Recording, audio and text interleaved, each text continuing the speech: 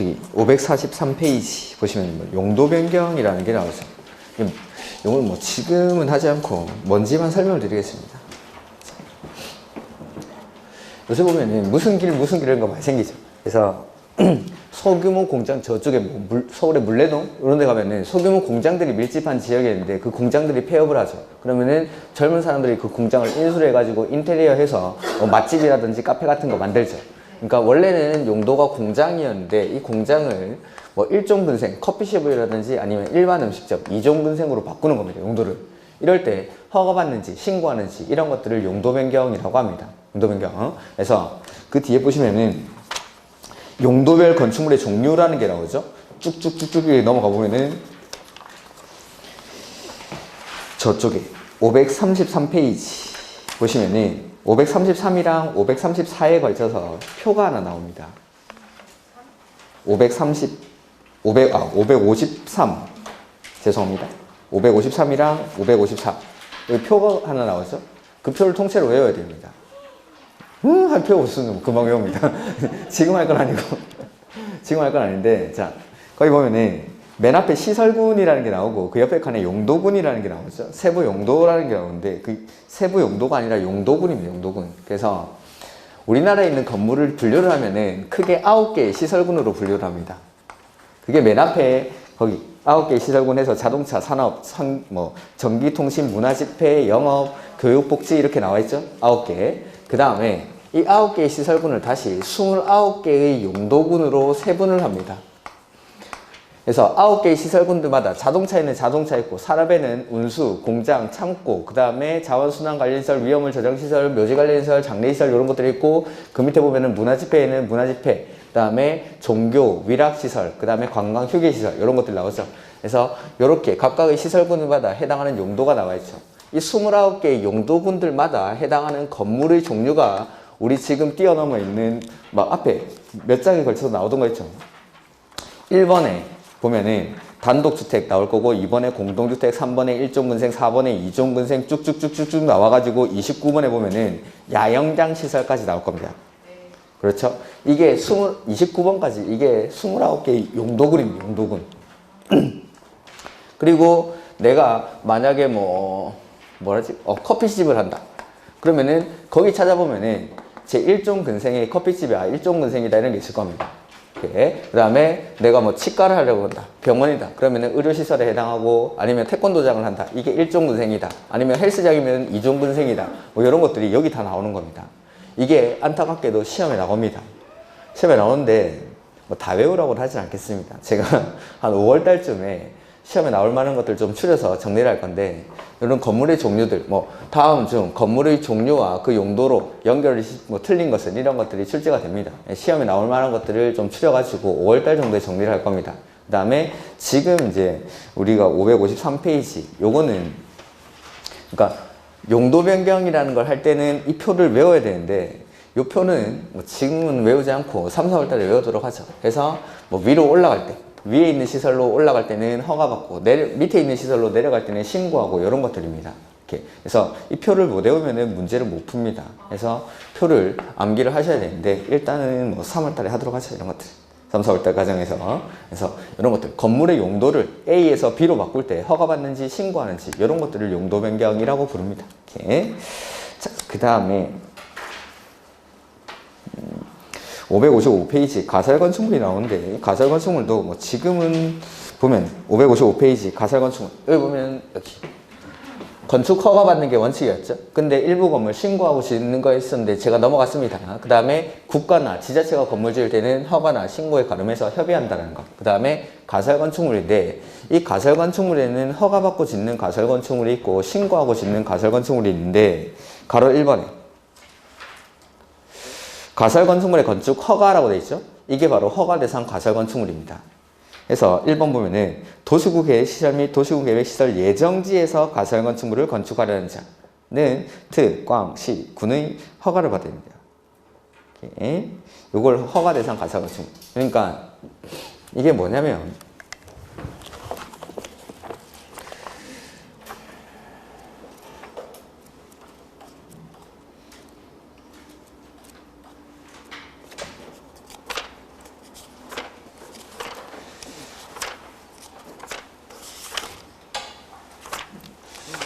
지금 여기 찾기가 조금 시간이 걸릴 것 같아가지고 163페이지 보시죠. 163 거기 10번에 보면은 도시군 계획시설 부지에서의 개발행위 허가 이렇게 나와 있죠. 그래서 개발행위 허가 제한해서 특별시장, 광역시장, 시장 군수는 도시군 계획시설 설치 장소로 결정된 지상, 수상, 공중, 수중, 지하는 그 도시군 계획시설이 아닌 건축물의 건축이나 공작물을 허가해서는 아니 된다. 이게 원칙입니다. 원칙. 근데 이번에 혹시 비실이 이렇게 써져 있습니까, 옆에? 네. 그겁니다, 그거. 비실이 중에 첫 번째가 뭐죠? 가설건축물. 그 가설건축물이 바로 허가대상 가설건축물입니다. 그래서 도시군계획시설관리계획 결정고시로부터 2년 안에 사업이 시행되지 않은 경우로서 첫 번째, 단계별 집행계획의 수립이 없거나 1단계 집행계획에 포함이 안 돼 있을 때는 사업을 할 때까지 그 땅을 놀리는 게 아니라 사업할 때까지 그 땅을 활용한다라고 했죠. 그게 이제 비실이. 근데 나중에 여기는 도로를 설치를 해야 되니까 철거가 용이한 것들을 지어서 활용을 하게 합니다. 그래서 첫 번째가 가설건축물, 공작물, 개축이나 재축 이렇게 하는데 그 가설건축물이 바로 허가대상 가설건축물. 그래서 이런 것들 비실이 할 때는 특광시군한테 허가받고 지으라고 했죠. 거기 위에 보면은 다음에 개발행위를 허가할 수 있다. 허가할 수 있다. 박스 위에 허가할 수 있다. 그러니까 이 도시군 계획시설 부지에서 설치하려는 가설건축물은 허가받고 지어야 됩니다. 허가받고. 그래서 방금 보신 거 555페이지 가로 1번에 시작할 때 도시군 계획시설 및 도시군 계획시설 예정지. 그러니까 도시군 계획시설이나 도시군 계획시설 예정지로 결정되고 나서 단계별 집행계획이 수립이 없거나 1단계에 포함이 안 돼 있으면 거기에서 짓는 가설건축물이 바로 허가대상 가설건축물. 그래서 만약에 문제 도시군 계획시설 내지는 도시군 계획시설 예정지에서 설치하는 가설건축물에 관한 설명이다 이렇게 나오면 아 이거 허가받고 짓는 가설건축물이구나 하면 됩니다. 이렇게 도시군 계획시설, 도시군 계획시설 예정지에서의 가설건축물 이런 식으로 출제가 될 겁니다. 그러면 아 이건 허가대상 가설건축물이구나 라고 생각하시면 됩니다. 그래서 뒤에 보면은 허가대상 가설건축물의 요건이 나오죠. 1번에 보면은 국계법 64조에 위배되는 경우 방금 우리가 앞에 봐서 앞에 거기 160페이지 근처 가가지고 공개 64조입니다. 그거에 위배되면 안 됩니다. 이렇게. 두 번째 크면 안 되겠죠. 4층 이상이면 허가를 받을 수가 없습니다. 4층 이상이면. 그러니까 층수는 3층 이하여야 합니다. 3층 이하. 4층 이상이면 허가를 받을 수가 없으니까 그 옆에다가 3층 이하일 것 이렇게 써주시죠. 그러니까 박스 위에 안 읽었는데 가로 2번에 뭐 앞에 보면은 시장, 군수, 구청장은 해당 가설건축물의 건축이 다음의 어느 하나에 해당하는 경우가 아니면 위에 따른 허가를 하여야 한다. 아니면이라고 했으니까 이러하면 허가를 내어줄 수가 없다 이 말입니다. 그래서 위배되면 안 되고 4층 이상이면 안 되니까 3층 이하여야 하고 그 다음 3번에 보면은 구조, 존치에 관한 설치 목적 및 다른 시설의 설치 필요성 등에 관해서 대통령령으로 정하는 기준 범위에서 조례로 정하는 바에 따르지 아니한 경우 이거에 따르지 않으면 허가를 내어줄 수 없으니까 이거에 따라야 된다는 겁니다. 이 밑에 거는 그래서 철근 콘크리트조 또는 철골, 철근 콘크리트조가 아닐 것 그건 비실이니까 나중에 철거를 해야 되니까 비실이니까 튼튼하면 안 되겠죠. 철근 콘크리트 내지는 철골, 철근 콘크리트조에 해당하지 아니할 것. 그 다음에 존치에 관한 밑줄 3년 이내. 다만 사업할 때까지 그 기간을 연장할 수 있습니다. 이렇게 도로 만들어질 때까지. 그 다음에 전기, 수도, 가스 등 밑줄 새로운 간선 공급 설비의 설치를 필요로 하지 아니할 것. 그 다음에 리을, 공동주택, 판매시설, 운수시설 등으로서 밑줄, 분양을 목적으로 하는 건축물이 아닐 것. 이러한 요건이 갖춰진 것들만 허가를 할 수가 있다라는 겁니다. 그래서 뭐 국계법 64조 규정에 개발행위, 도시공계획시설 부지에서의 개발행위 허가에 관한 규정입니다. 그거에 위배되면 안 되고 층수가 4층 이상이면 안 되니까 3층 이하여야 하고 철근 콘크리트조 내지는 철골, 철근 콘크리트조에 해당하지 아니할 것. 그 다음에 존치기간은 3년 이내. 그 다음에 새로운 간선 공급 설비 설치를 요하지 아니할 것, 분양을 목적으로 하는 것이 아닐 것. 그러면 허가대상 가설건축물은 가스, 전기 이런 거 못 씁니까? 쓸 수 있습니다. 쓸 수 있는데 새로운 간선 공급 설비 설치를 요하면 안 되니까 기존 걸 쓴다. 기존 거. 이렇게 새롭게 뭐 가스나 전기 이런 걸 설치하면 안 된다라는 겁니다. 그 다음에 이번에 가설건축물의 축조 신고라는 게 나오죠. 방금 본 게 허가대상 가설건축물이고 이런 것들은 신고하고 지을 수 있는 가설건축물입니다. 그래서 재복구, 흥행, 전람회, 공사용 가설건축물 등 대통령용으로 정하는 용도의 가설건축물을 축조하려는 자는 존치기간 밑줄 3년 이내. 그러니까 허가대상이 든 신고대상이든 가설건축물은 둘 다 존치기간은 3년 이내로 합니다. 이렇게. 다만 공사용 가설건축물 이것들 일단 놔두시고 맨 끝에 시장, 군수, 구청장에게 신고한 후 착공해야 한다. 그래서 이런 것들 지을 때는 신고해야 된다라는 거죠. 신고한 후. 그 다음에 뭐 신고 절차 이런 건 됐고, 요거는 종류가 시험에 나옵니다. 어떤 것들이 신고 대상 가설건축물인지. 대표적인 거 몇 가지만 보겠습니다. 1번에 재발생한 구역 또는 그 인접 구역으로서 시장, 군수, 구청장이 지정하는 구역에서 일시 사용을 위해서 건축하는 것. 그러니까 재복구용 현장 사무소 같은 것들입니다. 그 다음에 그 2번에 시장, 군수, 구청장이 도시 미관이나 교통소통에 지장이 없다고 인정하는 가설 흥행장, 그 축제 같은 거 할 때 가설 흥행장 같은 거 무대, 가설 무대, 전국 노래자랑 무대 이런 거라고 생각하시면 됩니다. 그 다음에 가설 전람회장, 그 다음에 농수산물 직거래용 가설 점포 이런 거 기차역 같은 데 가면 많죠. 기차역 같은 데 가가지고 보면은 뭐 지역 특산물 해가지고 파는 거 있습니다. 그런데 가설 점포, 그 다음에 그 밖에 이와 비슷한 것, 그 다음에 공사에 필요한 규모의 공사용 가설건축물, 그 다음에 전시를 위한 견본주택, 모델하우스죠. 모델하우스. 그 다음에 5번에 시장, 군수, 구청장이 도로변 등 미관 정비를 위해서 지정 공고하는 구역에서 축조하는 가설점포, 그 버스 정류장 옆에 껌 팔고 복권 판고 하는 데 있죠. 그겁니다. 그거. 도시 도로변 등의 미관 정비를 위해서 지정 공고하는 구역에서 축조하는 가설점포.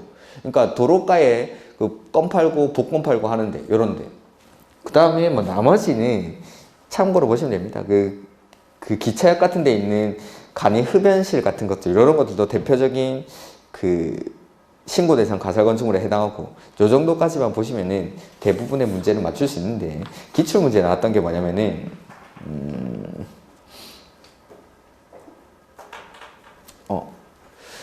8번에 임시사무소, 임시창고, 임시숙소 이런 것들이고, 그 다음에 나머지는 뒷페이지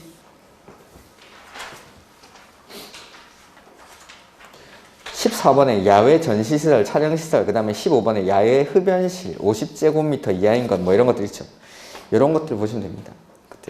근데 아까 제가 그 버스 정류장 옆에 껌 팔고 복권 팔고 하는데 이런 거 가설 건축물이라고 했죠. 신고 대상 가설 건축물. 존치 기간은 얼마라고 했죠? 아까? 3년. 근데 우리 동네에 있는 그 가게는 10년도 넘었습니다. 왜 그렇죠? 558페이지에 답이 나오죠. 존치기간의 연장. 이 존치기간을 연장을 할 수가 있습니다. 연장을 해서 특별시장 군수구청장은 가설건축물의 존치기간 만료일 밑줄 30일 전까지 해당 가설건축물의 건축주에게 다음의 사항을 알려야 한다 해서 존치기간이 만료되는지, 언제 만료되는지, 그 다음에 이게 연장이 가능한지 이런 것들을 알려줍니다. 그러면 내가 연장을 하고 싶죠. 그 박스 안에 가로 2번에 박스 바로 보죠. 허가대상 가설건축물은 14일 밑줄 전까지 허가를 신청해야 되고, 신고대상 가설건축물은 7일 전까지 연장하겠다라고 신고를 하면은 연장을 할 수가 있습니다. 존치기간은. 그러니까 원래 존치기간은 3년 이내로 하는데 이게 연장이 됩니다. 그래서 존치기간 만료일 30일 전까지 내가 허가권자가 알려줍니다. 그러면 연장하고 싶은 사람은 허가대상 가설건축물은 14일 전까지, 신고대상은 7일 전까지 허가를 신청하거나 신고를 하면 존치기간을 연장할 수 있다라는 거. 그 다음에 뭐 나머지는 일단 됐습니다.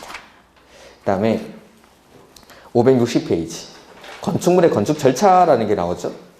이런 것들은 지금 안 보셔도 됩니다. 제가 안 보셔도 되고, 지금 어디 갈 거냐면 568페이지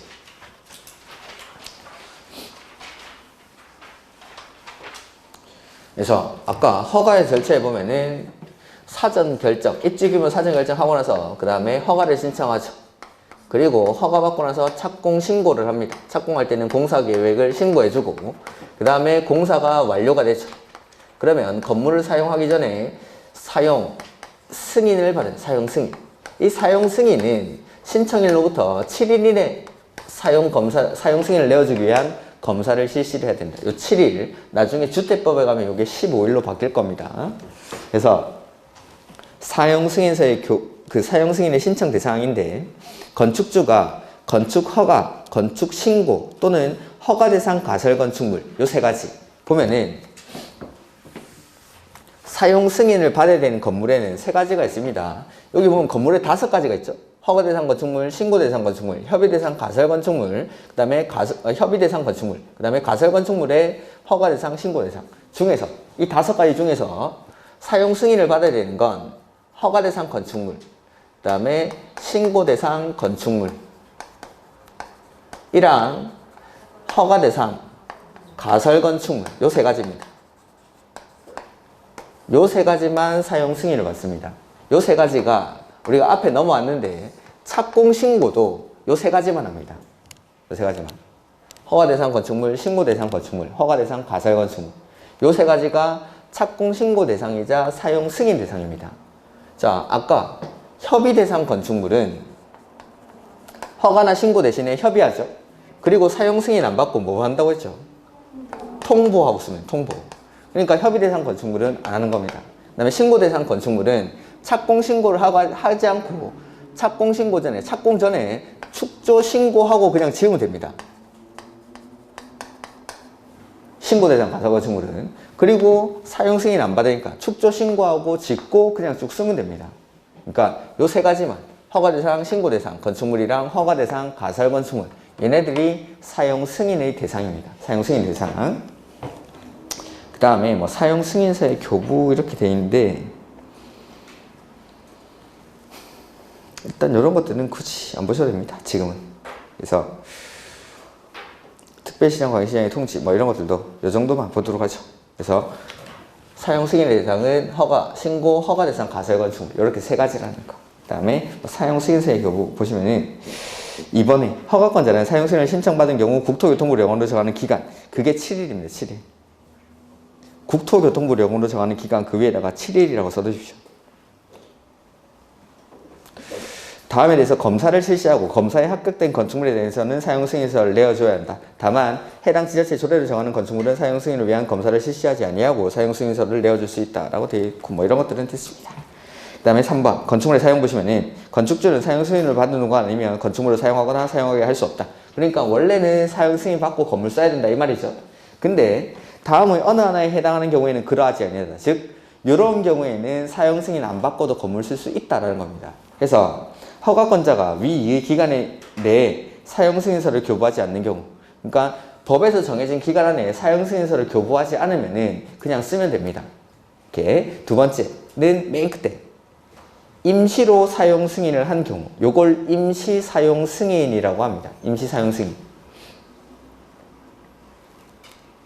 그래서 4번, 5번은 놔두시고 6번에 임시 사용 승인 나오죠? 건축주는 사용 승인을 받기 전에 공사가 완료된 부분에 대해서 임시 사용의 승인을 받으려는 경우 국토교통부 영어로 정하는 바에 따라 임시 사용 승인 신청서를 허가권자에게 제출해야 한다. 해서 허가권자는 신청서를 접수한 경우에는 공사가 완료된 부분이 기준에 적합한 경우에만 임시 사용 승인을 할 수 있으며 식수 등 조경에 필요한 조치를 하기에 부적합한 시기에 건축공사가 완료된 경우 건축물은 허가권자가 지정한 시기까지 식수 등 조경에 필요한 조치를 할 것을 조건으로 임시 사용 승인을 할 수가 있다라는 거. 그래서 뭐 한겨울에 공사가 완료되면은 나무 같은 거 심기 힘들겠죠. 그래서 일정 기간까지 나무 심어라는 조건으로 임시 사용 승인을 할 수가 있다라는 거. 그 다음에 가로 3번에 임시 사용 승인 기간은 2년 동그라미. 그리고 맨 끝에 연장할 수 있다면죠. 얼마 동안 연장되고 그런 건 없습니다. 임시 사용 승인 기간은 2년으로 하고 이거 그냥 연장이 된다라고만. 그 다음에 기타 사항 이런 것들은 지금 안 보셔도 됩니다. 됐고. 그 다음에 이제 어디에 갈 거냐면은 576페이지. 건축물의 대지와 도로 이렇게 나오죠? 요거면 되죠. 이제 건물 짓는 겁니다. 이렇게. 그래서 우리가 앞에 적용 대상물에서 배웠던 대지는 대지가 뭔지, 대지의 정의에 대해서 배우는 겁니다. 하나의 필지가 하나의 대지가 되는 게 원칙인데 예외적으로 둘 이상의 필지를 묶어서 하나의 대지로 할 수 있고 하나의 이상의 필지 일부를 하나의 대지로 할 수 있다. 뭐 이런 것들이고 여기서 배우는 대지는 대지가 되기 위한 요건입니다. 대지, 건물이 지어지기 위한 대지는 어떠한 요건을 갖춰야 하는지입니다. 이렇게 해서 보면 대지의 안전 등 이렇게 나오죠.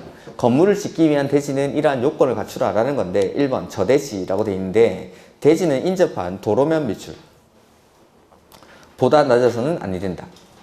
물에 잠길 수 있으니까 도로면보다 인접한 대지보다 낮으면 안 되는 게 아니라 인접한 도로보다 낮으면 안 되죠. 다만 대지의 배수의 지장이 없거나 건축물의 용도상 방수의 필요가 없는 경우에는 인접한 도로면보다 낮아도 된다. 그 다음에 습지, 매립지는 지반이 약하겠죠. 지반이 약하니까 건물을 지을 때는 성토, 지반 개량 등 필요한 조치를 해야 한다. 이런 것들. 그 다음에 가볍게 읽어보시면 됩니다. 이건. 그 다음에 배수시설. 대지는 빗물과 오수를 배출하거나 처리하기 위해서 필요한 하수관, 하수구, 저수탱크 그 밖에 이완 유사한 시설을 설치를 해야 된다. 그 다음에 옹벽의 설치. 송계의 우려가 있는 토지에 대지를 조성하려면 국토교통부의 용으로 정하는 바에 따라 옹벽을 설치하거나 그 밖에 필요한 조치를 해야 한다라고 해서 여기 내용이 좀 모자른데 이런 것들까지.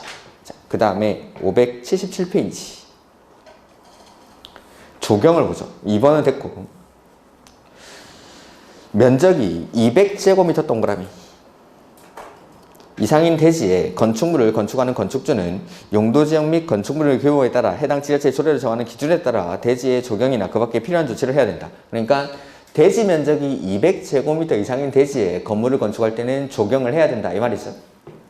다만 조경이 필요하지 아니하다는 건축물로서 대통령령으로 정하는 건축물에 대해서는 조경 등 필요한 조치를 하지 아니할 수 있으며 옥상 조경 등 대통령령으로 정한 따로 기준을 정하는 경우에는 그 기준에 따른다라고 되어 있죠. 그래서 이번에 보면은 조경을 안 해도 되는 게 나옵니다. 얘네들 예외해서 건축물에 대해서는 다음에 해당하는 건축물에 대해서는 조경 등의 조치를 밑줄하지 아니할 수 있다.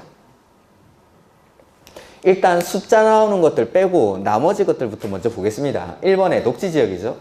그 다음 페이지 보면은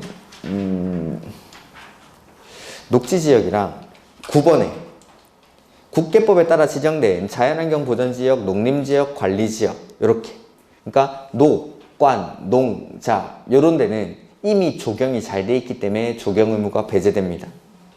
이렇게 그 다음에 5번으로 올라가 보죠. 대지에 염분이 함유되어 있죠. 나무 심으면 죽겠죠. 그래서 안 합니다.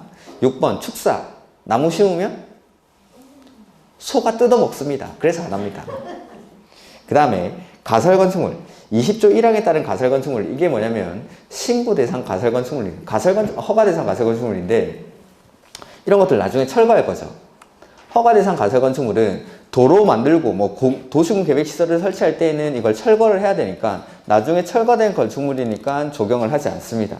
그 다음에 8번도 숫자 나오니까 일단 놔두시고 그 10번 이거는 됐습니다. 일단 놔두시고 이거는 해서 조례로 정해야 되니까 이런 것들은 나오긴 좀 힘듭니다. 이제 그러니까 숫자 나오는 것들 빼고는 좀 생각해 보면은 뭐 당연한 것들입니다. 녹지, 관리, 농림, 자연환경 보전지역, 대지에 염분이 함유되어 있는 경우 축사 이런 것들, 그 다음에 허가대상 가설건축물 이런 것들은 당연히 조경을 안 하지 하는데 이제 숫자 나오는 거 보면은 앞에 페이지 2번, 3번, 4번은 묶으시죠.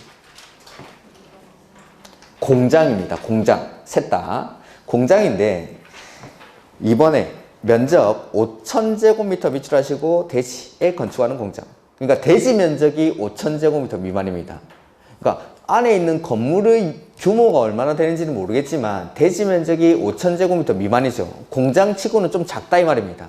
이런 데서는 조경 의무가 배제가 됩니다. 이번에 연면적 합계가 1,500제곱미터 미만 있죠. 3번이지 3번. 연면적 합계가 1,500제곱미터. 그러니까 대지 면적은 얼마인지 잘 모르겠는데 규모가 연면적 합계가 1,500제곱미터 미만인 공장. 그 다음에 산업단지 안에 있는 공장. 산업단지의 공장. 이렇게 세 가지.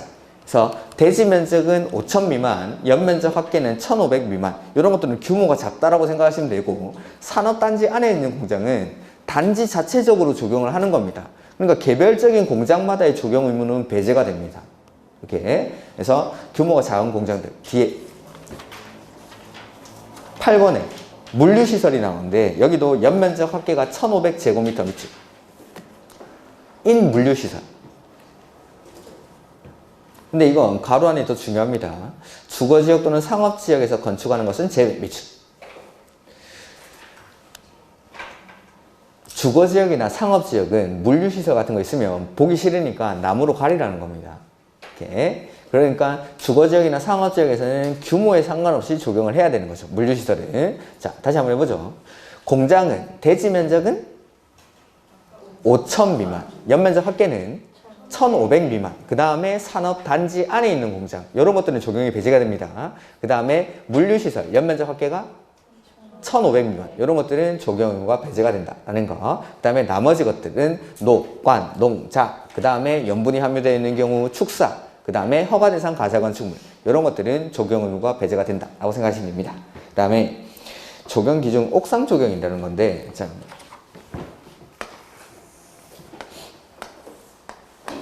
건축물의 옥상에다가 적용을 합니다. 옥상 면적이 300제곱미터라고 해보죠. 이 옥상 전체에다가 아마존 밀림을 만드는 거죠.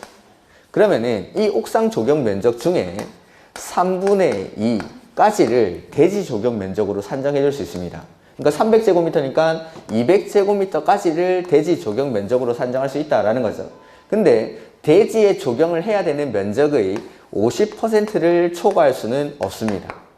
그러니까 자, 대지에 만약에 내가 적용을 해야 되는 의무 면적이 100제곱미터다 라고 하면은 옥상 적용 면적의 3분의 2까지 200제곱미터까지를 대지 적용 면적으로 산정할 수 있다 하더라도 최대 50제곱미터까지만, 100제곱미터의 50%까지만, 그러니까 나머지 50제곱미터는 반드시 대지에다가 나무를 심어줘야 됩니다.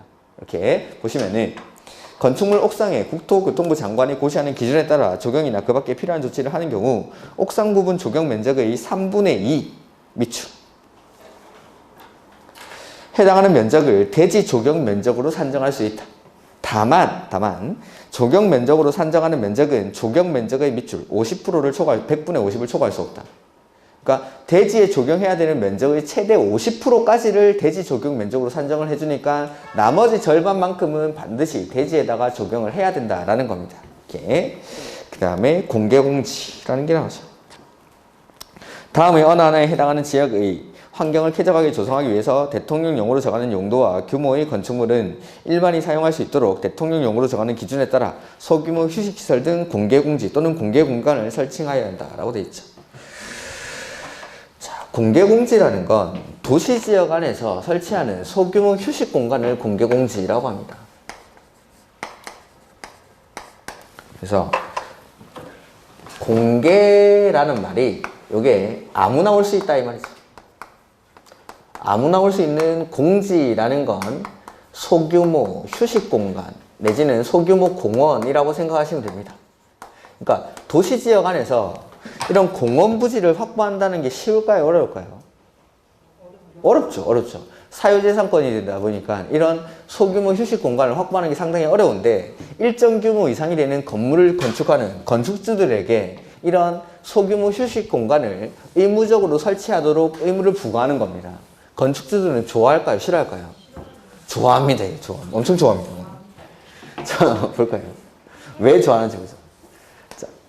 당연히 내 대지 중에 일부를 제공을 해서 사람들이 와서 앉아 쉴 수 있도록 뭐 벤치 같은 거 만들고 그 다음에 등나무 같은 거 해가지고 사람들 쉴 수 있게끔 분수대 같은 것도 만든다든지 이렇게 하는 겁니다. 그러니까 내 대지 공간의 일부를 제공을 해야 되는 건데 예전에는 당연히 싫어했죠. 근데 최근에는 되게 좋아합니다. 이런 것들을 되게 공을 들여서 많이 짓습니다. 보면은 여기 이제 상업 용도의 건물입니다. 상업 용도의 건물의 가치가 올라가려면 어떻게 하면 되죠?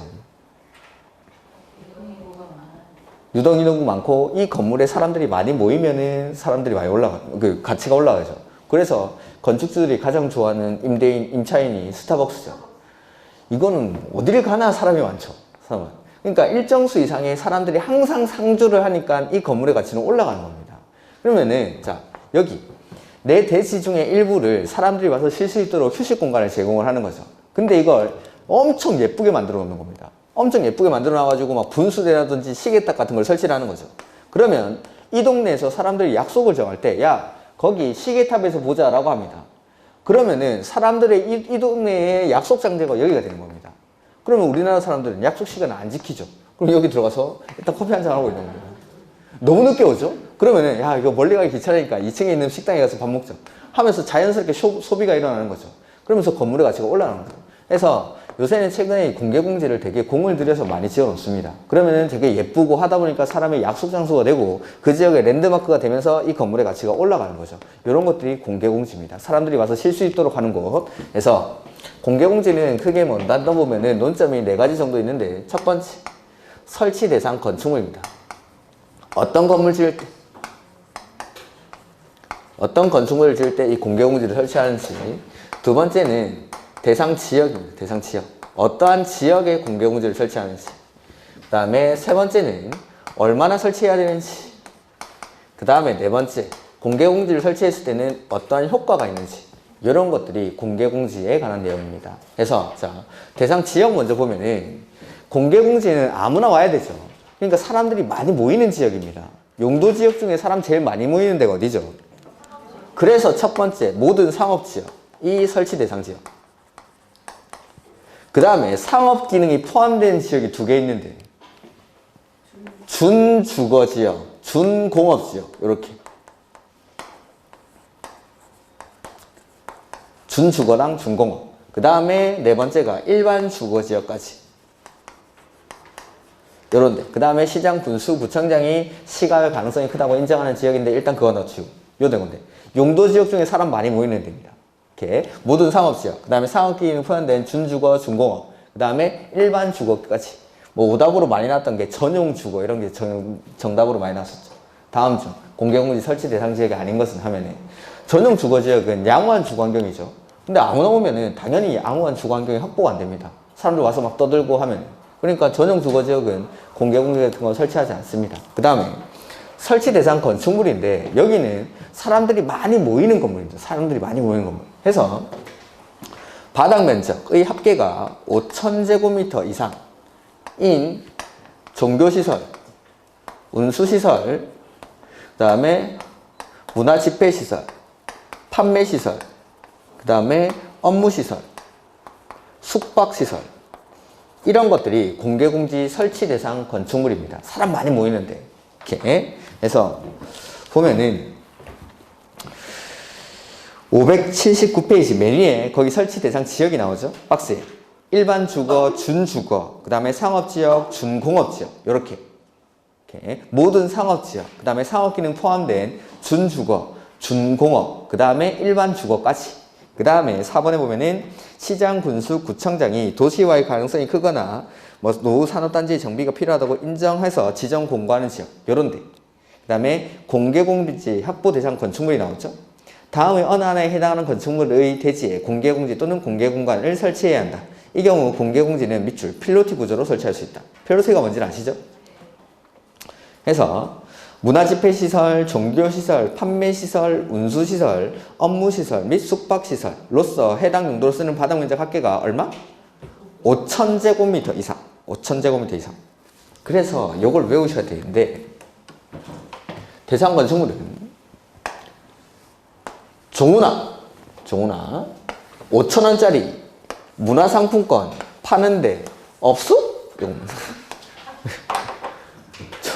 종우나 5,000원짜리 문화상품권 파는데 없어? 이렇게. 종교시설, 운수시설, 문화집회시설, 판매시설, 업무시설, 숙박시설 중에 바닥 면적 합계가 5,000제곱미터 이상인 거. 근데 밑줄 하나만 칠 건데 판매시설 그 뒤에 가로 안에 보면은 농수산물 유통 및 가격 안정에 관한 법률에 따라 밑줄 농수산물 유통시설은 제외. 두 번째 줄에 농수산물 유통시설은 제외. 가락동 농수산물 시장, 뭐 노량진 수산시장 이런 데입니다. 이런 데는 자 공개공지 사람들이 와가지고 쉴 수 있는 공간 조경도 해놓고 이런 데죠. 가락동 농수산물 시장은 조경 안 해도 배추, 무, 파 벌었습니다. 이미. 이런 데는 공개공지를 확보 안 해도 됩니다. 이렇게 농수산물 유통시설. 그 다음에 공개공지 확보 면적 및 설치 시설 나오는데 공개공지는 해당 대지의 10% 이내에서 설치를 합니다. 대지 면적의 10%. 근데 이 공개공지 면적으로 할 수 있는 게 조경 면적이나 매장 문화재 현지 보존 조치 면적을 이 공개공지 면적에 포함시킬 수가 있습니다. 이렇게 보시면은 공개공지 면적은 밑줄 대지 면적의 10% 이하. 범위에서 조례로 정한다. 이 경우 적용 면적 밑줄. 그 밑에 줄에 매장 문화재 현지 보존 조치 면적을 공개 공지 등기 면적으로 할 수 있다. 오케이. 그다음에 설치 시설. 공개 공지 등을 설치할 때는 모든 사람들이 환경 친화적으로 편리하게 이용할 수 있도록 기능자 또는 조경 시설 등 건축 조례로 정하는 시설을 설치한다. 그래서 의자도 갖다 놓고 조경도 하고 이렇게 하라는 거죠. 그다음에 건축 기준의 완화. 자, 자기 대지의 일부를 사람들이 아무나 와서 쉴 수 있는 소규모 휴식 공간을 제공한 겁니다. 착하죠. 그래서 건축 규제를 완화를 해줍니다. 어떤 걸 완화해 주냐면 건폐율, 용적률, 높이 이런 것들을 완화할 수 있다라고 규정을 하는데 대통령령에서는 건폐율리는 가만 놔두고 요 용적률이랑 높이만 1.2배 즉 120%까지 완화를 해줍니다. 그래서 완화 적용 규정해서 건축물에 공개공지 등을 설치하는 경우 다음의 범위에서 대지 면적에 대한 공개공지 등 면적 비율에 따라 적용할 수 있다라고 되어 있는데 55조, 56조, 60조가 뭐냐면 건폐율, 용적률 높입니다. 그래서 다만 다음의 범위에서 건축조례로 정한 기준의 완화 비율보다 큰 경우 이런 것들을 보지 마시고 해서 용적률 1.2배, 높이 1.2배. 그러니까 법에서는 건폐율, 용적률, 높이를 완화할 수 있다라고 규정을 하고 대통령령에 가면은 요거 용적률이랑 높이만 1.2배까지 완화를 합니다. 용적률이랑 높이만. 그 다음에 점검 등 유지 관리 이런 것들은 됐습니다. 그 다음에 581페이지 5번 보죠. 공개공지 설치 대상이 아닌 건축물에 대한 준용 이렇게 돼 있죠. 공개공지 설치 대상 건축물이 뭐죠? 종문화 5,000원짜리 문화상품권 파는데 없어? 요거. 이게 아님에도 불구하고 법의 기준에 맞춰서 공개공지를 설치한 겁니다. 엄청 착하죠. 엄청 착하니까 이 완화 규정을 그대로 거기에도 준용을 해줍니다. 오케이. 다만 공동주택은 빼고. 그래서 위 이에 따른 공개공지 설치 대상이 아닌 건축물 밑줄 의 대지에 위 3의 1, 2에 적합한 공개공지를 설치한 경우에는 4. 완화 규정을 준용 밑줄. 근데 두 번째 줄 보시면은 공동주택 중 주택 외의 시설과 주택을 동일한 건축물로 건축하는 것 외의 공동주택은 제외. 공동주택은 제외라고 하십시오. 맨 끝에 그냥 공동주택의 제외 밑줄. 주택과 주택 외의 시설을 동일한 건축물로 건축하는 공동주택 그게 뭐냐면 주상복합 아파트입니다. 주상복합이라는 건 법률 용어가 아닙니다. 법에서는 주택과 주택 외의 시설을 동일한 건축물로 건축하는 경우 이렇게 표현합니다. 그게 주상복합을 말합니다.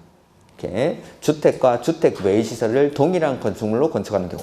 그러니까 주상복합 아파트 빼고 나머지 공동주택은 제외. 그 다음에 공개공지 등의 이용 이런 것들도 한번 읽어보시면 됩니다. 그 다음에 도로가 나오죠. 자, 원칙적 도로 해서 도로란 밑줄 합니다. 보행과 자동차 통행이 가능한 너비 4m 이상의 도로.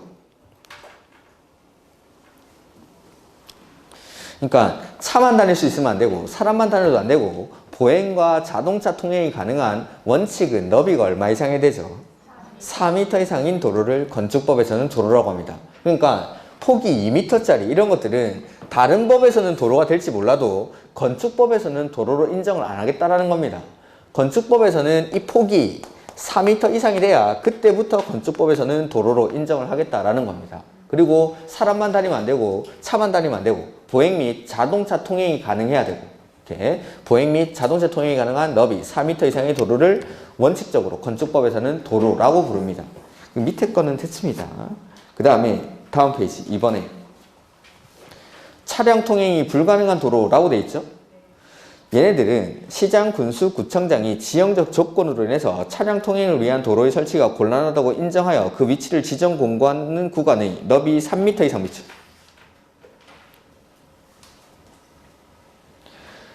그러니까 여기는 차량 통행이 안 되는 거면 뭐 계단이라든지 이런 거죠. 계단이라든지 경사도가 너무 심하다든지 이럴 때는 너비가 3m 이상만 돼도 도로가 될 수가 있습니다. 그 다음에 그 밑에 막다른 도로라는 게 나오죠. 끝이 막혀 있는 도로죠.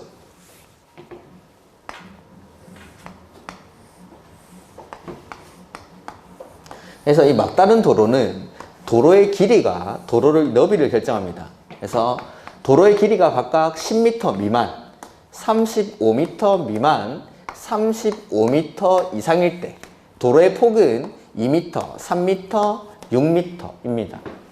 이렇게. 이래야 도로로 인정받을 수 있다라는 거. 보면은 표에 막다른 도로의 길이가 10m 미만이죠. 그러면 폭은 2m 이상이어야 하고 막다른 도로의 길이가 10m 이상 35m 미만이죠. 그럼 폭은 3m 이상. 3m 이상. 그 다음에 막다른 도로의 길이가 35m 이상입니다. 그럴 때 폭은 6m 이상. 그래서 10, 35, 35 이상, 2, 3은 6, 10, 35, 35 이상, 2, 3은 6, 이렇게. 2, 3은 6, 10, 35, 35 이상, 2, 3은 6, 이렇게. 뭐 이런 것들 다 외우는 겁니다. 그냥. 이렇게. 그래서 막다른 도로는 길이가 도로의 너비를 결정을 합니다. 도로의 길이가 각각 10m 미만, 35m 미만, 35m 이상일 때 폭은 2m, 3m, 6m 이렇게. 이 소방 호수의 길이가 한 35m 정도 된답니다. 그러면은 이 35m 막다른 도로가 35m가 넘어가면은 소방차가 안에 들어가가지고 유턴을 해야 돼요. 돌려야 됩니다. 차를. 그러니까 6m 이상이 돼야 돼요. 이런 데는 소방 호수가 다 들어갈 수 있는 데라서 이렇게. 그렇다는 설이 있습니다. 저도 잘 모르겠어요. 왜 그런지는. 근데 이거 6m짜리 보면 도시지역이 아닌 읍면 지역에서는 뭐 4m 이상 이렇게 돼 있죠. 이렇게. 그 다음에 도로의 지정, 폐지, 변경. 도로를 지정하거나 폐지하거나 변경할 때는 원칙적으로 동의를 받아야 됩니다. 동의를. 그래서 허가권자는 도로의 위치를 지정, 공고하려면 국토교통부 령으로 정하는 바에 따라 그 도로에 대한 이해관계인의 밑줄, 동의를 받아야 된다. 다만 다음의 어느 하나에 해당하면 이해관계인의 동의를 받지 않고 밑줄. 심의를 거쳐 도로를 밑줄 지정할 수 있다. 자, 지정할 때 원칙은 이해관계인의 동의를 받아야 됩니다. 근데 이해관계인의 동의를 받지 않고 지정을 할 수 있는 경우가 있죠. 어떨 땐지는 그건 일단 놔두시고 옆에 이번에 폐지 변경 보죠. 허가권자는 지정한 도로를 폐지하거나 변경하려면 그 도로에 대한 이해관계인의 밑줄 동의를 받아야 된다. 근데 뭐 이러이러한 경우에는 동의를 받지 않고 폐지하거나 변경할 수 있다. 이런 거 있습니까? 없습니까? 없죠. 자, 보면은 도로의 지정이나 폐지, 변경인데 원칙은 얘네들 싹 다 지정하거나 폐지하거나 변경할 때 다 동의받아야 됩니다. 다. 근데 예외적으로 지정할 때는 동의를 안 받는 경우가 있습니다. 동의를 받지 않고 지정하는 경우가 있습니다. 근데 여기는 폐지하거나 변경할 때도 반드시 동의를 받아야 된다. 지정할 때 이해관계인은 도로부지의 소유자라고 생각하시면 됩니다. 도로부지의 소유자. 그러면 이런 사람들은 해외에 체류한다든지 이럴 때 이 사람들한테 동의를 받기 힘들 수도 있겠죠. 그럴 때는 동의를 생략할 수 있다. 그게 1번입니다. 생략하는 경우 582페이지. 허가권자가 이해관계인이 해외에 거주하는 등의 사유로 이해관계인의 동의를 받기가 곤란하다고 인정하는 경우. 두 번째는 이미 주민이 오랫동안 통행로로 이용하고 있는 사실상의 통로로서 해당 지자체 조례로 정하는 것인 경우. 이럴 때는 그냥 동의받지 않고 이해관계인의 동의를 받지 않고 그냥 심의를 거쳐서 지정하면 됩니다. 근데 폐지하거나 변경할 때 이해관계인이 누굴까요? 도로 쓰고 있는 사람들. 도로 쓰고 있는 마을 주민들이겠죠. 마을 주민들한테는 동의를 못 받을 이유가 없습니다. 그러니까 폐지하거나 변경할 때는 반드시 동의를 받아야 됩니다. 반드시. 요것만 일단 지금. 그래서 원칙은 지정, 폐지, 변경할 때 싹 다 동의 받습니다. 근데 지정할 때는 동의를 안 받는 예외가 있지만 폐지하거나 변경할 때는 반드시 동의를 받아야 됩니다. 폐지하거나 변경할 때는 예외가 없다라는 거죠. 예외 없이 반드시 동의를 받아야 된다는 거. 그것만. 그 다음에 대지와 도로와의 관계라는 건데 건축물의 대지는 밑줄 2m 이상 접하여야 한다. 밑줄 맨 끝에. 자, 그러면은 요게 대지가 이렇게 있죠. 이 대지는 뭐 지금은 그림이 이렇게 있는데 잠깐 대지를 이렇게 그려보죠. 여기 도로가 이렇게 쭉 있다라면은 요런 대지가 있다라고 해보죠. 여기 이제 대지인데 도로에 접하는 요 부분, 대지랑 도로가 만나는 요 부분이 길이가 2m 이상이어야 한다라는 겁니다. 이 대지 안에 있는 건물에 차량이라든지 사람이 출입을 해야 되니까 출입할 수 있도록 도로에 2m 이상 접할 것을 요건으로 하는 거죠. 그러니까 아까 배웠던 도로의 폭이랑 연결해서 읽어보면은 대지는 폭 얼마 이상? 원칙은 4m 이상의 도로에 2m 이상 접해 있을 것을 요건으로 하는 겁니다. 원칙은 도로의 폭이 4m 이상 돼야 되니까 이런 4m 이상 차량이나 자동차 통행이 보행이나 자동차 통행이 가능한 너비 4m 이상의 도로에 2m 이상 접할 것을 요건으로 한다라는 겁니다. 원칙을 연결해서 읽어보면. 근데 예외 이러한 경우에는 뭐 접하지 않아도 관계없다라는 겁니다. 자, 출입하기 위해서 접하라는 거죠. 출입에 지장이 없으면 접하지 않아도 됩니다. 1번 출입에 지장이 없다고 인정. 거기 밑줄 하면 되겠죠? 두 번째, 해당 건축물 주변에 광장, 공원, 유원지 그 밖의 관계 법령에 따라 건축이 금지되고 공중의 통행에 지장이 없는 공지로서 허가권자가 인정한 것이 있는 경우. 그러니까 그 공지로 다니면 됩니다. 그 공지로. 세 번째, 농막 외출. 농막은 도로에 접하지 않아도 됩니다. 그 다음에 3번, 기준에 강하죠? 더 큰 건물은 더 넓은 도로에 더 많이 접하라 이 말입니다. 그래서 연면적 밑줄 2000제곱미터 이상. 근데 가로 안에 공장은 3000제곱미터 이상. 인 건축물의 대지는 밑줄 너비 6m 이상의 도로에 4m 이상 접하 있고. 여기 보면은 원칙은 너비 4m 이상의 도로에 2m 이상 접하 있으면 되죠. 근데 큰 건물 연면적 2000제곱미터 이상, 근데 공장은 3000제곱미터 이상일 때는 너비 6m 이상의 도로에 4m 이상 접할 것을 요건으로 한다라는 겁니다. 더 큰 건물은 더 넓은 도로에 더 많이 접할 것. 이렇게. 그 다음 건축선이라는 게 나오죠. 건축선. 의부터 읽고 설명을 드리죠. 건축선이란 대지에 건축물이나 공작물을 설치할 수 있는 한계선 내지는 뭐 가능선을 말합니다. 건축선은 건축물에 의한 도로의 침식을 방지하고 도로교통의 원활을 도모하는 기능을 한다. 건축선은 통상적으로 밑줄, 거기 원칙이 나오겠죠. 도로의 경계선과 일치하나 건축선을 달리 설정할 수도 있다 해서 원칙.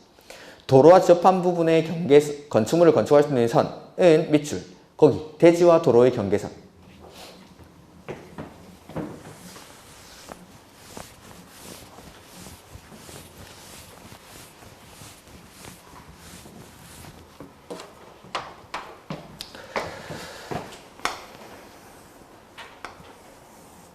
이렇게 도로가 있는데 요 옆에 대지가 있는 거죠. 이때 건물을 건축할 수 있는 선, 한계선 내지는 가능선은 여기 대지와 도로의 경계선, 여기가 원칙적인 건축선이 된다라는 겁니다. 대지와 도로의 경계선. 그러니까 한계선 내지는 가능선이라는 건 반드시 여기에 맞춰서 건물을 지으라는 게 아닙니다. 그러니까 의무선이 아니라는 거죠. 의무선이면은 이 선에 맞춰서 건물을 지어야 될 텐데 한계선 내지는 가능선을 말하니까 여기까지 건물을 지을 수 있다라는 겁니다. 요 안쪽으로 짓는 건 괜찮지만 이 바깥으로 튀어내주지 마. 요게 건축선입니다. 한계선이나 가능선이니까. 그래서 원칙적으로는 대지와 도로의 경계선, 여기를 건축선으로 한다는 거. 근데 예외 보면은 소연업의 미달한 도로에서의 건축선이 나오죠. 자, 양쪽 옆에 이렇게 대지가 있다라고 이거죠. 원칙적으로 도로는 폭이 얼마 이상이 되죠? 4m 이상이 되는데 지금 여기는 소연업이가 2m 밖에 안 됩니다. 그러면 이건 도로입니까? 아닙니까? 아니죠. 건축법에서는 이걸 도로로 인정받을 수 없습니다. 근데 대지가 도로에 접해 있지 않으면 건물을 건축할 수가 없죠? 그러면은 이 대지에다가 내가 건물을 짓기 위해서는 4m짜리 도로를 만들어줘야 됩니다.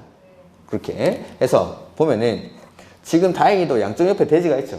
이럴 때는 4m짜리 도로를 대지의 소유자들이 만들어줘야 되니까 여기 도로의 중심선으로부터 소요너비, 그러니까 만약에 이 소요너비는 문제에서는 달라질 수도 있겠죠. 소요너비가 4m라고 가정을 한다면 도로의 중심선으로부터 소요너비의 2분의 1씩을 각각 구태를 해서 여기를 건축선으로 지정을 합니다. 여기를. 그러면 이제 4m짜리 도로가 만들어지죠. 그래서 요까지 건물을 지을 수 있다라는 겁니다. 근데 반대편에 대지가 있는 게 아니라 하천이라든지 경사지, 철도, 선로부지 이런 게 있는 겁니다.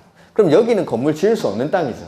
그러면은 내가 4m짜리 도로를 다 만들어야 됩니다.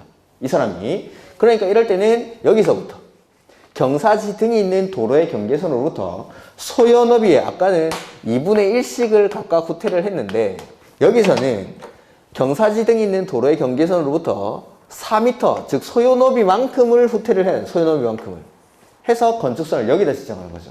이게 소요 너비에 미달하는 도로에서의 건축선이라는 겁니다. 그래서 양쪽 옆에 대지가 있을 때는 도로의 중심선으로부터 소요 너비의 2분의 1씩을 각각 똑같이 물러서는데 반대편에 하천, 경사지, 철도, 선로부지 이런 게 있으면은 이쪽으로는 후퇴할 수 없으니까 경사지 등이 있는 도로의 경계선으로부터 내가 여기서부터 소요 너비를 다 만들어줘야 되는 겁니다. 여기서부터. 이렇게 해서 소요 너비에 못 미치는 꼭 4m는 아닙니다. 소요 너비는 아까 3m짜리 도로도 있었죠. 6m짜리 도로도 있었죠. 그러니까 소요 너비는 달라질 수 있는데 너비 도로의 경우에는 그 중심선으로부터 소요 너비의 중심선으로부터 밑줄 하시고 소요 너비의 2분의 1의 수평 거리만큼을 물러난 선을 건축선으로 하되 그 도로의 반대쪽에 경사지, 하천, 철도, 선로부지 그 밖에 이와 유사한 것이 있는 경우에는 경사지 등이 있는 쪽의 도로의 경계선 여기서 빨간색 선 여기서부터죠. 여기서부터 얼마만큼? 소요 너비만큼 있죠. 소요 너비만큼. 그러니까 양쪽 옆에 대지가 있으면 똑같이 물러나면 되는데 반대편에 경사지 등이 있으면은 경사지 등이 있는 도로의 경계선으로부터 소요 너비만큼을 물러섭니다. 이것들. 그리고 여기 노란색으로 빗금치는 이 부분 내지는 빨간색 빗금치는 이 부분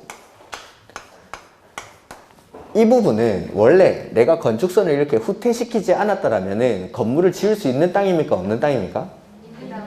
왜 있는 땅이고 없지? 2m짜리 도로에 접해 있으면은 이 대지 원래 전체의 건물을 못 짓죠. 이건 도로가 아니니까 2m짜리 도로는 도로가 아니니까 내가 이 노란색만큼 빨간색만큼을 후퇴하지 않았다라면은 원래는 이 대지 전부에다가 건물을 못 짓을 겁니다. 근데 내가 이만큼이라도 후퇴를 하다 보니까 나머지 공간에 건물을 짓게 됐죠. 그러니까 여기는 노란색, 빨간색 부분은 처음부터 대지가 아닌 겁니다. 대지라는 건 건물을 지을 수 있거나 지어져 있는 땅인데 여기는 원래 건물을 지을 수 없는 땅이죠. 2m짜리 도로에 접해 있을 때는 원래 여기는 처음부터 건물을 못 짓는 땅입니다. 그러니까 이거는 대지 면적을 산정할 때 빼줍니다. 해서 만약에 여기가 10m, 여기가 10m다 라고 하면은 요만큼을 원래 토지 면적은 100제곱미터죠. 토지 면적은 100제곱미터인데 대지 면적을 산정할 때는 노란색 부분, 빨간색 부분을 빼줘야 됩니다. 만약에 노란색에서 소요너브가 4m고 여기 폭이 2m다. 그러면 1m를 들어왔겠죠. 노란색만큼 들어왔으면 이 대지 면적은 90제곱미터. 빨간색만큼 들어왔으면 80제곱미터라고 해야 됩니다. 대지 면적은. 원래 이 노란색, 빨간색 부분은 대지가 아니니까. 건물 지을 수 있는 땅이 아니니까. 이렇게. 그 다음에 뭐 지정 건축선 이런 것들은 다음에 보죠. 도로 모퉁이 뭐 이런 것들도 됐고. 587페이지. 건축선에 따른 건축 제한 나오죠. 건축물과 담장은 건축선의 수직면을 넘어서는 안 된다.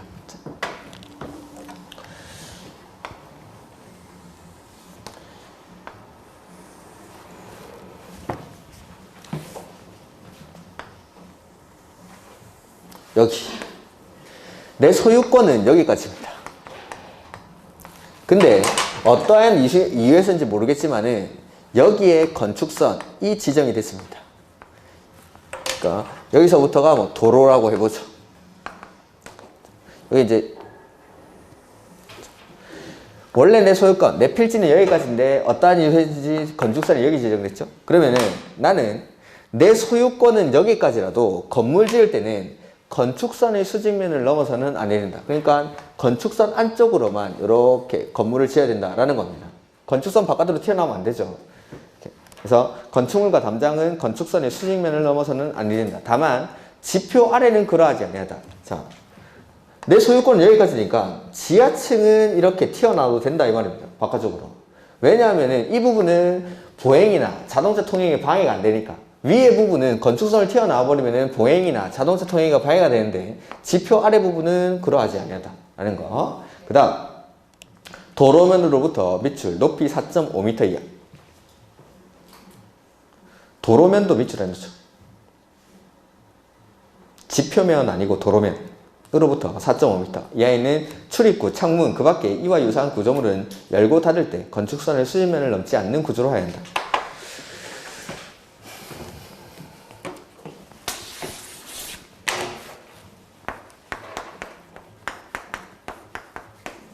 이런 표지판 어디 가면 많이 보이죠?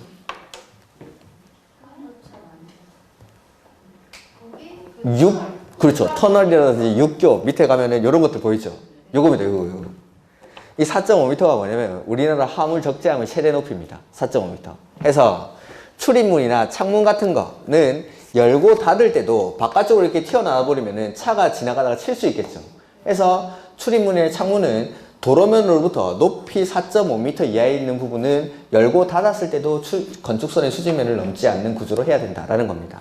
그래서 구조물은 열고 닫을 때 건축선의 수직면을 넘지 않는 구조로 해야 된다. 높이 4.5m 이하에 있는 부분은. 이렇게. 그 다음에 그 다음에 보면은 건축물의 구조 내력 이런 거 나오는데, 이런 거는 시험 칠 때까지도 안 볼 수도 있습니다. 그 다음에 나머지 내용은 지금은, 높이 제한이라든지 이런 것들은 지금 보지 않을 거고, 602페이지 잠깐 보실까요? 요거는 우리 국계법 할 때 봤던 숫자죠. 주거지역 60, 상업공업 150, 녹지 200, 기타 60, 602페이지에서 건축물이 있는 대지는 다음에서 정하는 면적의 범위에서 해당 지자체 조례로 정하는 면적에 못 미치게 분할할 수 없다. 건축물이 있는 대지 거기 밑줄 해놓으라고 했는데 여기 안 왔었습니까? 왔었는데 건축물이 있는 대지 밑줄 하시고 거기 말고 그 페이지 메뉴 거기 건축물이 있는 대지는 다음에서 정하는 범위에 해당 지자체 조례로 정하는 면적에 못 미치게 분할할 수 없다. 해서 주거지역 60, 상업공업 150, 녹지 200, 기타 60 보다 작게 분할하는 걸 허용하지 않습니다. 건축물이 있는 대지는.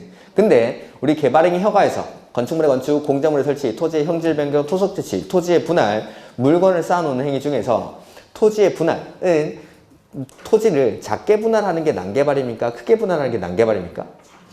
그때 그 기준 면적이 이거 주거지역 60, 상업공업 150, 녹지 200, 기타 60 그거는 분할을 할 수는 있는데 그냥은 안 되고 허가받고 해야 됩니다. 그건 가보죠.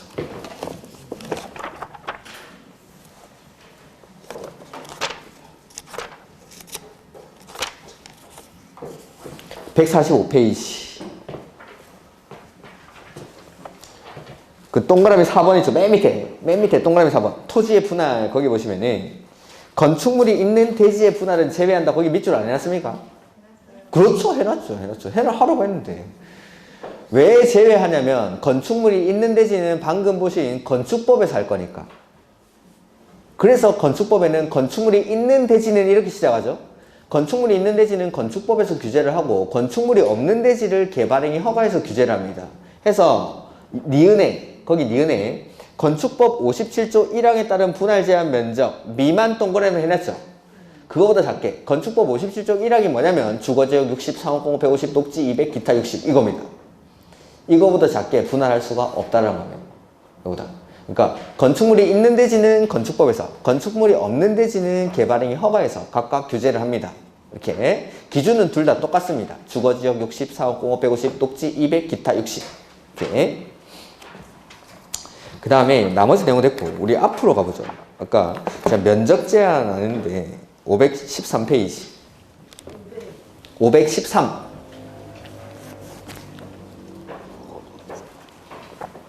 자, 마지막으로 이런 것들 대지 면적, 건축 면적, 바닥 면적, 연 면적 이런 것들인데 자, 대지 면적은 뭔지 아시겠죠? 땅 면적이면 땅 면적, 대지 면적. 그래서 대지의 수평초형 면적으로 한다. 다만 다음에 어느 하나에 해당하는 면적은 밑줄 제외된다. 자, 여기 지금 보면은 대지 면적, 건축 면적, 연 면적, 바닥 면적 이런 게 나올 겁니다. 여기서 시험에 나오는 거는 각종 면적들을 산정할 때 제외되는 부분들이 시험 문제입니다. 제외되는 부분들. 그래서 거기 제46조 1항 단서에 따라 대지의 건축선이 정해질 경우 그게 뭐냐면 1항 단서가 뭐냐면 요거 노란색 부분, 빨간색 부분입니다. 노란색, 빨간색. 요 소연업이에 미달해서 후퇴한 부분들 있죠. 요거는 원래 처음부터 건물 못 짓는 땅이었죠. 그래서 대지 면적 산정할 때는 제외합니다. 그래서 그 건축선과 도로 사이의 면적, 건축선과 노란 선과 빨간 선과 도로 사이의 면적, 요 부분은 제외하겠다라는 겁니다. 대지 면적에서. 원래 건물 못 짓는 땅이니까. 그 다음에 도시군 계획시설에 포함되는 대지, 뭐 공원 부지 이런 것들은 대지 면적에서 제외됩니다. 그 다음에 건축 면적이라는 게 나오는데,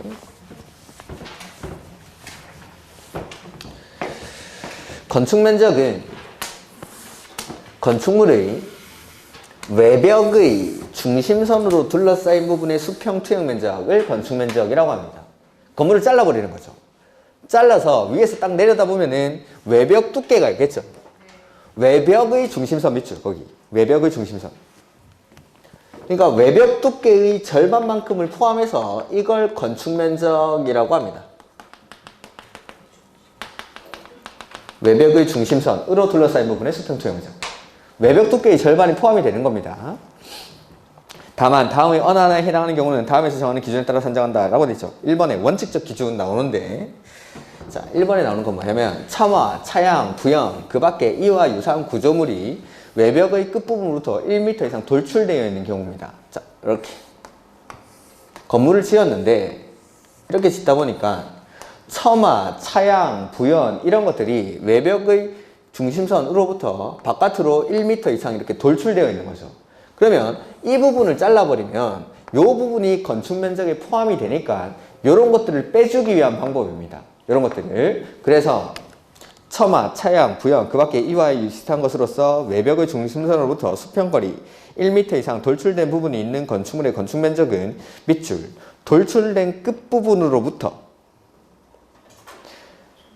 다음의 구분에 따라 수평거리를 후퇴한 선으로 둘러싸인 부분의 수평투영 면적으로 한다라고 돼 있죠. 그래서 전통 사찰은 4m 이런 게 나오는데, 그러니까 이런 건물들은 이 돌출된 끝부분, 여기서부터 일정 거리를 이렇게 들어가는 겁니다. 들어가서 이 부분으로 둘러싸인 부분의 수평투영 면적, 그걸 건축 면적으로 보겠다라는 겁니다. 이걸 빼주기 위해서. 그래서 전통 사찰, 엄청 오래된 사찰이죠. 그런데 가보면은 기와가 이렇게 얹어져 있고 처마가 이렇게 돼 있습니다. 딱 봐도 전통 사찰이죠. 여기 이제 풍경이 하나 달려 있고, 이런 것들은 이 끝부분으로부터 4m를 후퇴합니다. 4m를. 그 다음에 축사 같은 거. 그림 실력이 날로 향상이 돼서 얘기해야죠. 축사 같은 거에 보면은 여기 소돼지들이 이렇게 있겠죠. 그럼 요 앞에 여물통이. 그러면 여러분은 밥이 비에 젖으면 먹습니까? 안 먹습니까? 그러니 소돼지도 안 먹는 거죠. 그래서 비 맞지 말라고 이렇게 차양 같은 거에 내죠. 이런 것들, 요 튀어나와 있는 부분이죠. 이 부분으로부터 3m로 후퇴합니다. 축사는. 근데 한옥은 요 전통 사찰보다는 조금 덜 튀어나오겠죠. 그래서 2m로 후퇴합니다. 그 다음에 전기자동차 충전시설. 전기자동차 충전시설, 이것도 비 맞으면 안 되겠죠. 그래서 거기도 가리는 거, 이런 것들 2m 후퇴합니다. 그 다음에 제로 에너지 인증 건축물 이런 것들이 또 새로 생겼는데, 도대체 무슨 말인지 모르겠는데, 이런 거. 그러니까 건물 지으면은 그 안에서 전력 수요 없는 그런 건물도 있습니다. 그 재생에너지 활용해가지고 태양열 에너지랑 이런 것들 써가지고 전기 거의 안 쓰는 그런 것들, 제로 에너지 인증 건축물 이런 것들도 그 위에 그 태양열 에너지판 이런 거 달아야겠죠. 그런 거 튀어나온 거 그것도 2m 후퇴합니다. 이렇게. 그 다음에 그 밖의 건물은 1m. 그러니까 여기 건축물의 지붕 끝부분, 튀어나와 있는 부분부터 전통 사찰은 4m, 축사는 3m, 한옥은 2m, 전기자동차 충전시설도 2m, 제로에너지 인증 건축물도 2m, 그 밖의 건물은 1m씩 각각 후퇴를 해서 그 부분으로 둘러싸인 부분의 수평 투영 면적, 이걸 건축 면적이라고 하겠다라는 겁니다. 이렇게. 그 다음에 2번 이건 안 보셔도 되고 3번 이런 것들. 건축 면적에 산입하지 않는 경우 나오죠. 집 표면으로부터 1m 이하에 있는 부분 밑줄.